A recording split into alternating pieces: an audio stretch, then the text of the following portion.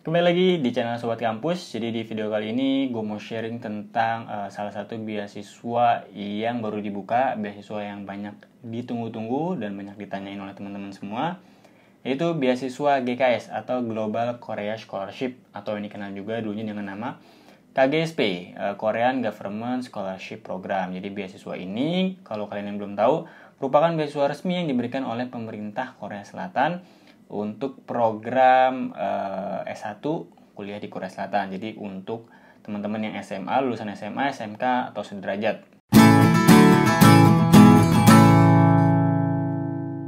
Nah, memang beasiswa ini rutin diadakan setiap tahunnya, dan di tahun ini itu disediakan 8 kuota. Nah, kuotanya ini lewat jalur universitas itu ada 3, dan lewat kedutaan besar itu ada 5. Nah, untuk durasi beasiswanya sendiri itu total masa studinya itu 5-7 tahun. Dengan catatan kalian nanti akan belajar bahasa Korea dulu selama kurang lebih 1 tahun. Jadi tenang aja, kalau misalnya kalian nggak bisa bahasa Korea, nantinya kalian akan selama 1 tahun itu full untuk belajar bahasa Korea. Untuk kuliahnya sendiri itu kurang lebih 4-6 tahun, tergantung program yang kalian ambil. Lalu untuk cakupannya ini ada banyak, ada 8. Gratis biaya perkuliahan, termasuk uang pendaftaran, itu full dari awal sampai akhir studi. Tiket pesawat pulang pergi Indonesia Korea Selatan.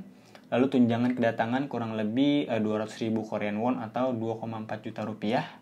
Lalu tunjangan hidup kurang lebih 900.000 Korean won atau 10,9 juta rupiah per bulan. Lalu yang kelima, hibah kemampuan bahasa Korea. Ini kurang lebih 1,2 juta rupiah setiap awal bulan apabila kalian memiliki sertifikat bahasa Korea TOPIK level 5 atau level 6. Lalu yang keenam, hibah penyelesaian beasiswa. Jadi setelah kalian menyelesaikan beasiswa, nanti kalian akan dikasih uang lagi 1,2 juta rupiah setelah selesai.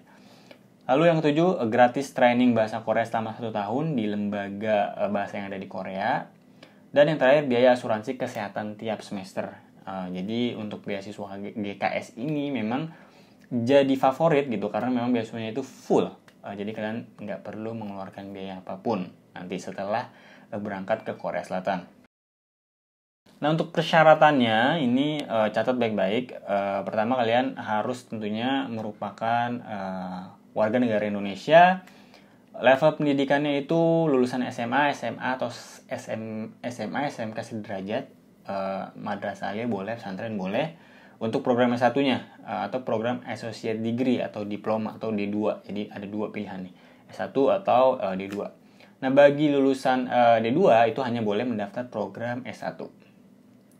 Lalu yang ketiga itu nilai. Nilai ini penting nih. Jadi kalian harus memiliki nilai rata-rata kumulatif di atas 80 dalam skala 100 atau berada dalam peringkat 20% teratas dalam satu kelas. Atau ini kalian mempunyai CGPA, Cumulative Grade Point Average, itu 2,64 dalam skala 4. Nah, ini untuk yang D2 ingin apply ke S1, jadi PK-nya itu minimal 2,64. Harus di atas 2,64. Nah, lalu untuk usianya itu tidak lebih dari 25 tahun.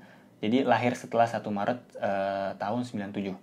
Kesehatan, kalian harus mempunyai kesehatan yang baik, baik jasmani maupun rohani untuk menempuh studi di Korea Selatan.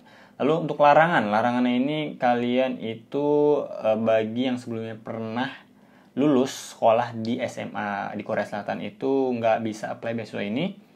Lalu juga peserta yang sebelumnya pernah mendapatkan beasiswa program gelar dari salah satu beasiswa pemerintah Korea Selatan itu nggak bisa daftar beasiswa ini.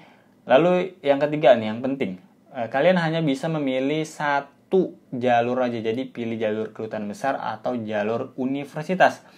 Nggak boleh milih dua-duanya. Kalau misalnya kalian milih dua-duanya atau kalian apply dua-duanya, nanti otomatis kalian akan didiskualifikasi.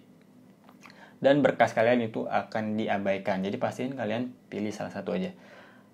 Pilih jalur kedutaan besar atau pilih jalur universitas. Lalu peserta yang pernah mengundurkan diri sebelumnya, jadi misalnya kalian tahun lalu udah dapet tapi ngundurin diri, itu nggak bisa apply beasiswa ini. Lanjut, untuk berkas yang dibutuhkan. Jadi berkas-berkas yang di dokumen yang dibutuhkan ini ada lumayan banyak, ada 12. Ini harus dicatat baik-baik. Yang pertama itu application form atau form aplikasi. Nanti ini urutannya form 1. Nanti kalian bisa download di deskripsi linknya. Lalu yang kedua, personal statement itu di form 2, nanti juga ada di deskripsi linknya. Lalu yang ketiga itu rencana studi atau study plan, itu form 3. Lalu yang keempat itu satu surat rekomendasi, bisa dari kepala sekolah, dari guru, atau dari ketua jurusan. Ini di form 4. Nah, surat rekomendasi ini harus dimasukkan ke dalam amplop dan disegel. Khusus yang ingin mendaftar lewat jalur kedutaan besar itu, kalian harus melampirkan 2 surat rekomendasi. Rekomendasinya 2 jadinya. Kalau lewat jalur universitas itu cukup 1 surat rekomendasi. Lalu yang kelima itu berkas dokumen yang dibutuhkan adalah GKS Application Agreement. Itu di form 5, nanti tinggal di checklist aja, tinggal ditanda tangan. Lalu yang keenam, personal medical assessment. Nah, ini tinggal dibawa biasanya ke rumah sakit atau klinik gitu, nanti tinggal diurus gitu sama pihak rumah sakit biasanya. Lalu bukti kewarganegaraan peserta, misalnya boleh pakai kartu keluarga atau KTP atau akte kelahiran. Yang ke-8 ini berkas yang dibutuhkan adalah salinan resmi ijazah SMA, SMK atau sederajat, atau ijazah sekolah tinggi setara diploma atau associate degree. Yang ke-9, salinan transkrip nilai SMA atau SMK atau sederajat atau diploma.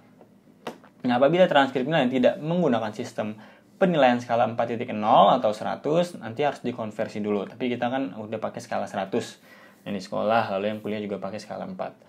Lalu yang ke-10, salinan sertifikat kemampuan bahasa Korea, TOPIK, atau bahasa Inggris, TOEFL, IELTS, dan sebagainya, itu boleh juga dilampirkan, namun sifatnya ini hanya opsional, jadi nggak wajib.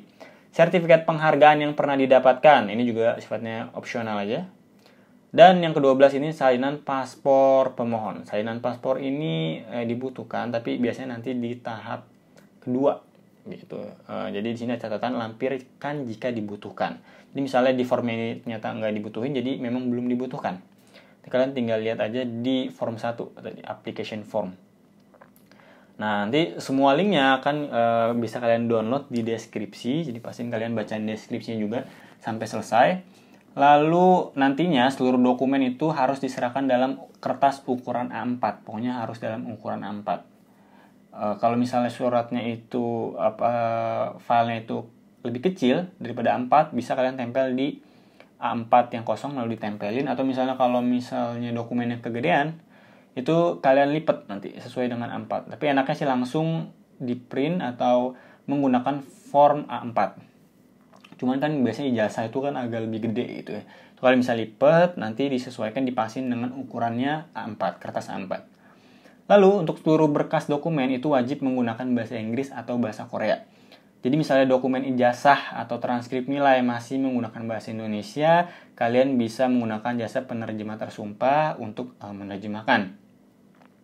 Lalu yang keempat, salinan resmi fotokopi. Jadi kalian ini dokumen-dokumen asli tadi tersebut, kayak ijazah, transkrip nilai, itu kalian tidak perlu. Jadi bukan tidak perlu. Jadi kalian tuh yang dibutuhin hanya fotokopiannya aja. Tapi yang udah dilegalisasi, udah dilegalisir. Jadi bukan dokumen asli. Kenapa? Karena nanti filenya atau dokumen atau berkas kalian itu nggak akan dikembalikan. Jadi jangan pernah menyerahkan dokumen asli. Jadi kalian hanya menyertakan salinan resmi atau fotokopi. Lalu yang kelima, seluruh berkas dokumen tadi yang udah disebutin itu harus diurutkan berdasarkan checklist pada halaman pertama. Nanti kalian download tuh kan application form, itu ada urutannya. Form 1, form 2, form 3, form 4. Terus, nah itu nanti diberi nomor serta label di bagian pojok atas kanan. Misalnya 9 transkrip, 2 itu tadi 2 itu apa ya? 4 itu surat rekomendasi, 3 itu rencana studi dan sebagainya. Nanti di pojok kanan atas kalian labelin.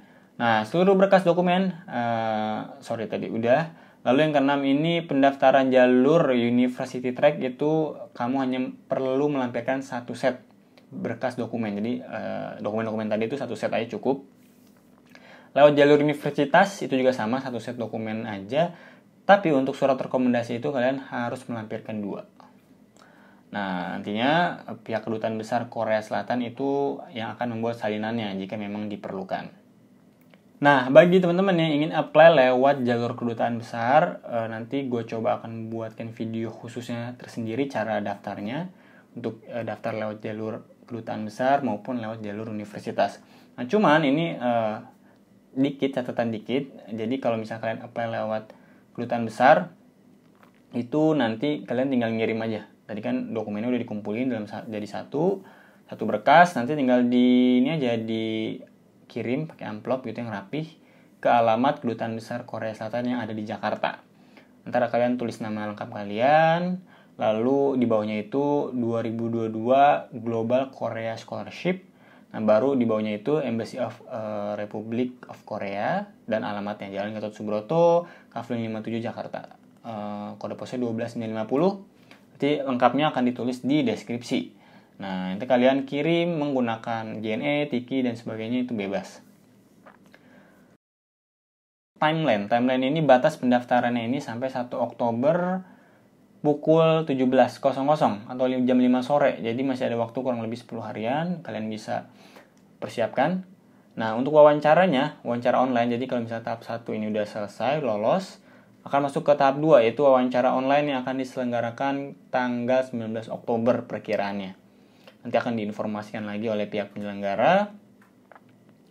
Lalu untuk berikutnya nanti akan seleksi tahap 2 oleh pihak penyelenggara itu pada bulan November 2021.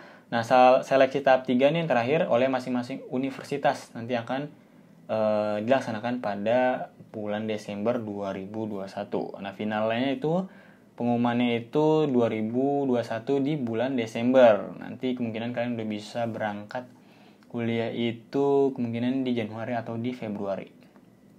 Nah, itu kurang lebih untuk informasi beasiswa S1 GKS Global Korea Scholarship. Untuk cara mendaftarnya lewat Kedubes dan lewat universitas akan dibuatkan video khususnya lagi nanti. Pastiin kalian nyalain notifikasi. Dan kalau misalnya ada yang masih bingung, ada yang ingin ditanyakan, bisa langsung tulis di kolom komentar atau nanti menghubungi email penyelenggara beasiswa. Nanti akan disertakan juga di deskripsi untuk email dan website resminya. Oke, selamat mencoba, semoga berhasil. Jangan lupa komen kalau ada pertanyaan, like video ini, subscribe, dan sampai bertemu di video selanjutnya.